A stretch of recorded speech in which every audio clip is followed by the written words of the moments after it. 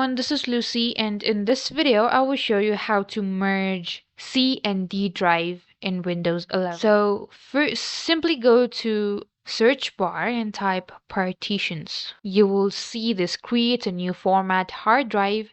Click on it. A new window will appear. So here you will find all your drives.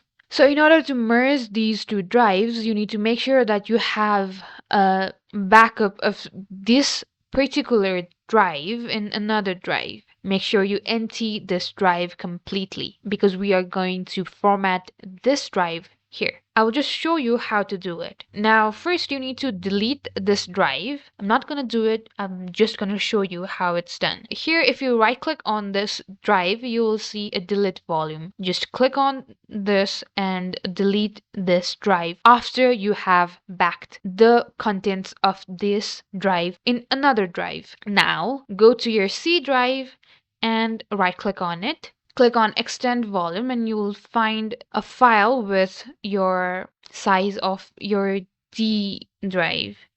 Now select it and press next and you're done. Thank you guys for watching. For more tutorials, don't forget to like and subscribe, and I'll meet you guys in the next video.